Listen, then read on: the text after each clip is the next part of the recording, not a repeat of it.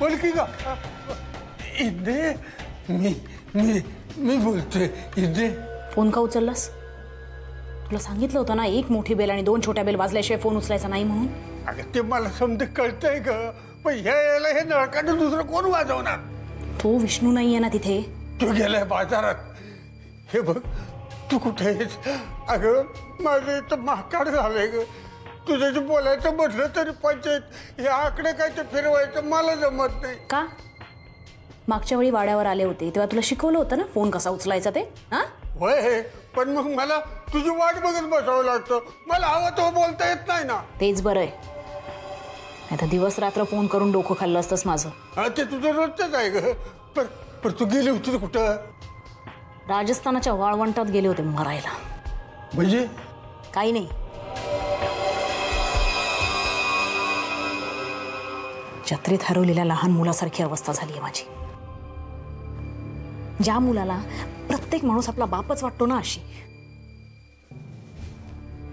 तनिष्काला सोडलंय खरं मी, पण आता पुढे काय? मला जी विद्या हवी आहे ती म्हणजे ती मिळवण्यासाठी गेली होती. शाबास इंदे शाबास. ती विद्या काय वाण्याच्या दुकानावर किलोच्या भावाने मिळते? हा, मागे एकदा ती शिप्रा म्हणाली होती की असं कुठेतरी देऊळ आहे म्हणून, खाली कर्मावालीचं. त्याच देवळातली ही खरी मूर्ती आहे. ती म्हणत होती की राजस्थानला जैसलमेर नावाचं गाव आहे जिथे हे देऊळ आहे. म्हणून गेले होते वाट तोडवत. गावले का ते देऊळ? नाही ना, लोकांना विचारून विचारून घसा सुकला माझा. एक म्हातारा भेटला होता. सांगत होता पूर्वी असं कुठंतरी देऊळ होतं म्हणे इथे, पण ते जिथे होतं तो भाग आता फाळणीनंतर पाकिस्तानात आहे. तर तो पाकिस्तानात होता भाग की सगळ्या दंतकथा आहेत याच्याबद्दल शंकाच आहे. म्हणजे मग तू तिथं जाऊन खात्री करून घे की. सोपान पाकिस्तान म्हणजे काय हे कळतं? हा, एक वेगळा देश आहे तो. अगं बाई मला कळतंय, एवढा अडाणी समजू नको. हिंदुस्थान आणि पाकिस्तान कळतंय बरं का मला. त्या पाकिस्तानात जायला विजा पासपोर्ट लागतो आणि तो मिळणं खूप कठीण आहे, कळलं? आणि जरी मी गेले तिथे तरी सुद्धा तिथे जाऊन काय करणार? असं कुठलंही देऊळ इथे नाहीये. त्या शिप्रानी माकड केलं माझं आणि मी मूर्खासारखा विश्वास ठेवला तिच्यावर. पुढे काय करायचं तेच कळत नाहीये मला. हिंदे, तू ती विद्या मिळवली होतीस आणि त्या विद्येच्या जोरावर अर्थशास्त्राचं कुटुंब नाहीसं केलंस, आठवते? हिंदे, आता तोच एक उपाय. हा, तोच एक उपाय. तनिष्काकडून ते तर शिकले मी. कधीही भूतकाळाचे दरवाजे उघडायचे.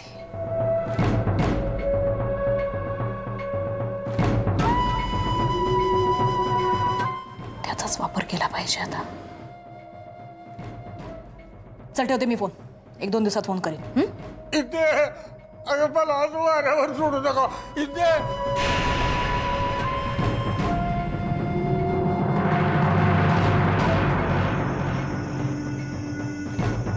तुझ्याशिवाय मला कोणी नाही. इथे ऐक का इंदे, इंदे. खूप दिवसांनी घरी आलास, बरं वाटलं. मागच्याला चिडून रागवून गेला होतास, न जेवताच गेलास. बरं दिसतं का हे बहीण भावाच्या नात्यात? कुठे गेली होतीस? काय? कुठे गेली होतीस? बरेच दिवस टाळलं होतं घराला. पोलीस ऑफिसर म्हणून विचारतोयस का भावाच्या काळजीने विचारतोयस? काय फरक पडतो? उत्तर बदलणार आहे का? मुळातच उत्तर काय द्यायचं हे त्याच्यावरच ठरेल ना. काळजी वाटते म्हणून विचारतोय. मी पिहूला विचारलं, ती म्हणाली तू तिच्याही कॉन्टॅक्टमध्ये नाही आहेस. कुठे गेली होतीस ताई? मोबाईल वापरतोस? मोबाईल वापरतोस का? ऑफकोर्स. बॅटरी संपल्यावर काय करतोस? चार्ज करतो. राईट. मला देखील स्वतःला वर्षातनं एकदा चार्ज करावं लागतं. त्यासाठी मी बाहेर गेले होते. जैसलमेरला. अच्छा, म्हणजे इतका वेळ एका पोलीस ऑफिसरनं भावाचं सोंग घेतलं होतं. तू आणि सुलेखा दोघेही जैसलमेरला गेला होतात. कोण सुलेखा? कोण सुलेखा? ताई, मी तुझ्या कुठल्याही प्रश्नाचं उत्तर द्यायला बांधील नाहीये विक्रांत. माझ्या घराचे दरवाजे माझ्या भावासाठी कायम उघडे राहतील. पण एक पोलीस ऑफिसर येणार असेल तर प्लीज कम विथ परमिशन.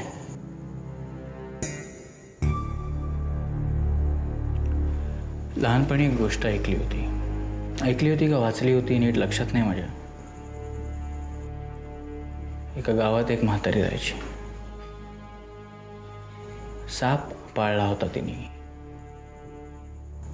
लोक कुत्रे पाळतात, मांजर पाळतात, गाई म्हशी पाळतात. हिने साप पाळला होता. लोक तिला सांगायचे, बाई असं करू नकोस, एक दिवस हा साप तुलाच दंश करेल. म्हातारी फक्त हसायची.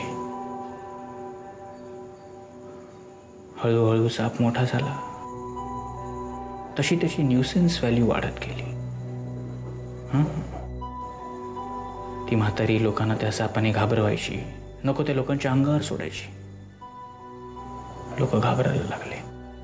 हळूहळू तिच्यापासून लांब जायला लागले. अख्खं गाव त्या म्हातारीपासून लांब निघून गेलं.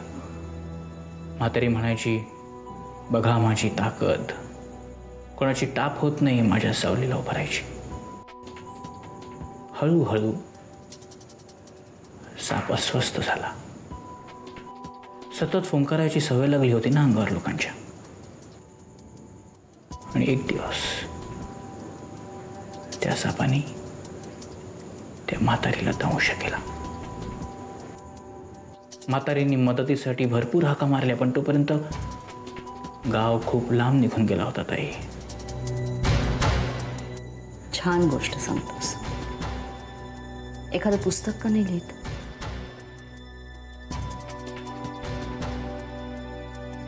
ही सुलेखा तुला दंश केल्याशिवाय राहणार नाही.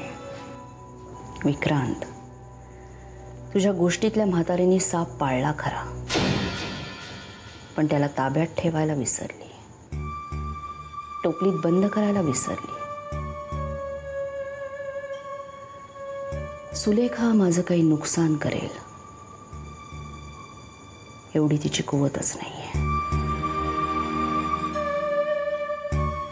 मी सांगायचं काम केलंय. मी ऐकायचं केलंय. जाऊ शकतोस. एक पोलीस ऑफिसर म्हणून नाही, एक भाऊ म्हणून काळजी वाटते. जपून.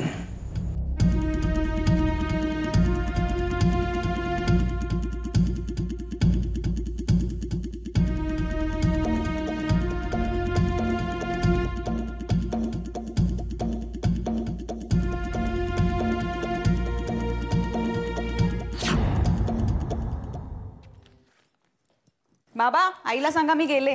अगे पिंटे, इकडे काम हिया. काय हो बाबा? And sit down. हो, सिट डाऊन वगैरे करायला वेळ नाही आहे. मला शॉपिंगला जायचंय. शॉपिंग म्हणजे अगदी शॉपिंग असं नाही, मला माझंच सामान आणायचंय. कॅनव्हस, ब्रशेस, कलर्स वगैरे. अरे म्हणजे महत्वाचं शॉपिंग आहे. हो. पण तुझ्याकडे एवढूसा वेळ माझ्याशी बोलायला? म्हणजे तुमचं ऐकायला आहे आहे भरपूर वेळ आहे. बोला. नुसतं ऐकू नकोस, नीट लक्षपूर्वक ऐक, त्याच्यावरती विचार कर, आणि तुला जमलं तर. बाबा बोला. आपण सगळेजण आजोबांच्या सहस्त्रचंद्र दर्शन सोहळ्यासाठी जमणार होतो. येस, व्हॉट फन बाबा, मी त्यांना वाट बघते. सगळे म्हणजे सगळे. हो, मग मी कुठं नाही म्हणतेय. पूनम ही येणार आहे. प्रिया, हीच संधी असते आपली सगळी जुनी भांडणं विसरून. बाबा, भांडण माझं नाहीच आहे. पूनम काकू मला नेहमीच आवडायची, अजूनही आवडते. पण आपल्या घरी भांडायला ती आली होती की नाही? इथे वाटेल ते बोलून ती घरातनं निघून गेली, मी नाही. पण तिचा जो तळतळाट आहे याला कुठेतरी जबाबदार तू आहेस, असं नाही तुला वाटत? असेल, पण मला नाही वाटत त्यात माझी काही चूक आहे. हे बघ प्रिया, पुन्हा तेच. मला एक गोष्ट कळत नाही, सुलेखाबद्दल तुझ्या मनात. बाबा, तुम्हाला नाही कळणार आणि सांगूनही पटणार नाही कुणालाच. त्यामुळे तो विषय राहू दे. हा, राहता राहिला प्रश्न पूनम काकूचा. बाबा, मी तिच्याशी वाईट वागूच शकत नाही. खरंच, ती जर माझ्या समोर आली तर मी हसेन, ती जर माझ्याशी बोलली तर मी बोलेन. आणि माझी अपेक्षा याही पेक्षा जास्त असेल तर?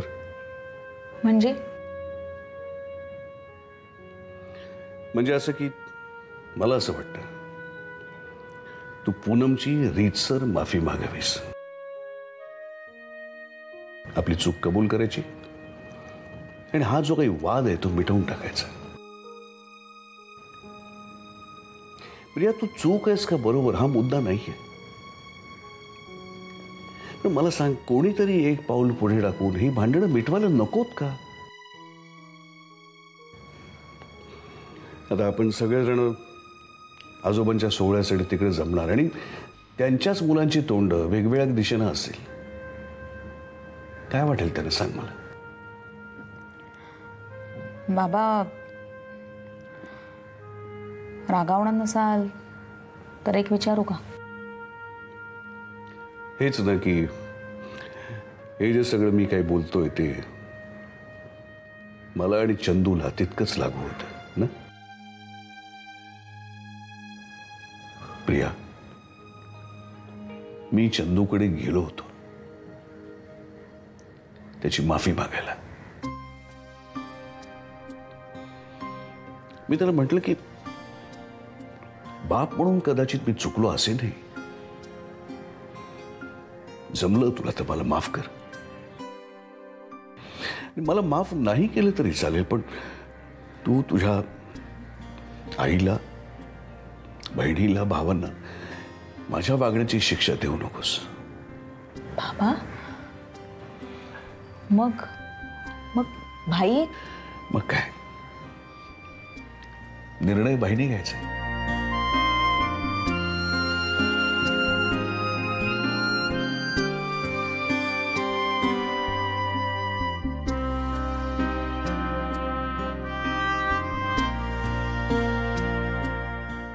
बाबा, पूनम काकू बरोबरचा वाद मिटवायचा मी नक्की प्रयत्न करेन, खरंच. पण आता यावर तिला जे काही करायचं करू दे ना, तिला ठरवू दे. पण तू, मी सांगतोय तसं जर तू केलंस ना, मला खूप आनंद होईल. बाबा, मला इमोशनली ब्लॅकमेल करण्यात तुम्ही अगदी सक्सेसफुल झालेले आहात. हसताय. चला, म्हणजे तुझ्या आई बरोबर इतकी वर्ष काढल्यानंतर एवढं तरी मला जमायला लागलं नाही का, असं म्हणायला हरकत नाही. बाबा, म्हणजे तुम्हाला काय म्हणायचंय? आई तुम्हाला आई? अगे ए पिंटे, तिला कशाला बोलते? बाबा, किती घाबरता. अगं, तुला शॉपिंगला जायचंय ना, चल जा लवकर पिंटे.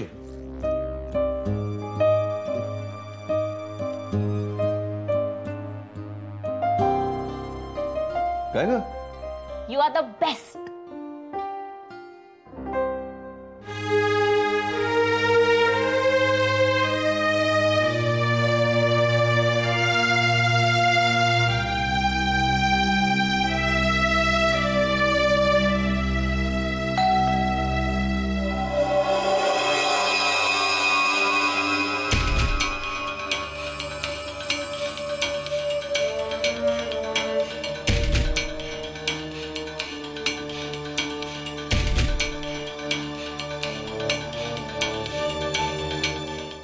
बोलायचं.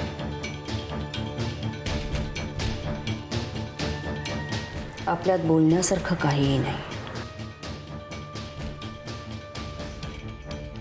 मला गरज आहे तुमची. कधी नव्हती.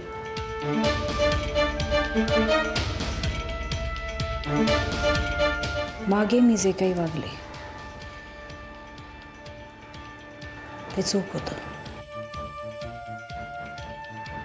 May be.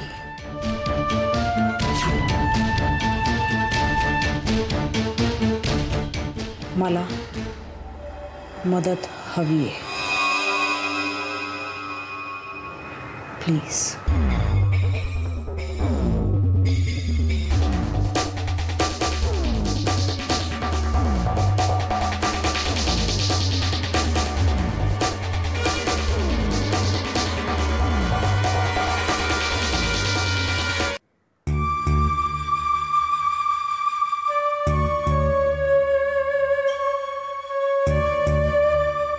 आज कसा काय साक्षात्कार झाला?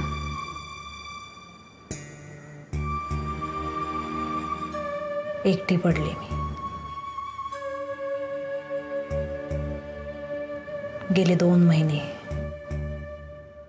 काहीही करू शकले नाही मी.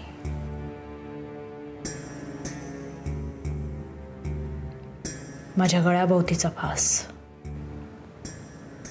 जास्तच घट्ट होत चाललाय.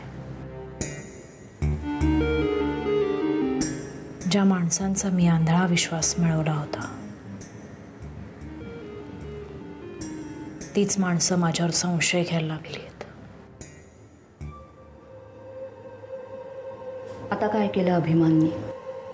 मला ती शक्ती काहीही करून मिळवायची. काहीही करून.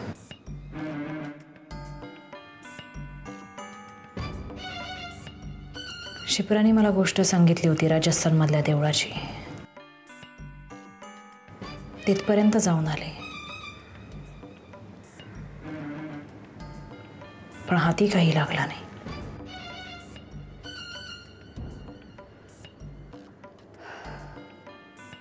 मूर्ख.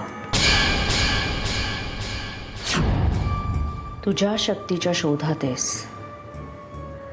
ती तुझ्या आत आहे. कुठल्याही देवळात जाऊन तुला ती सापडणार नाहीये.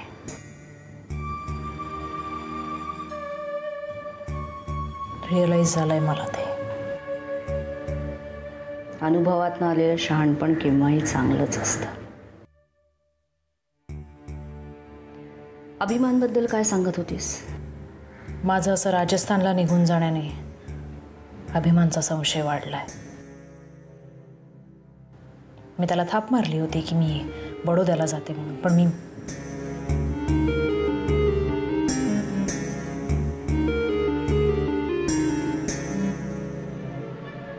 हॉटेलचं नाव, रूम नंबर सगळं काही शोधून काढलं त्या.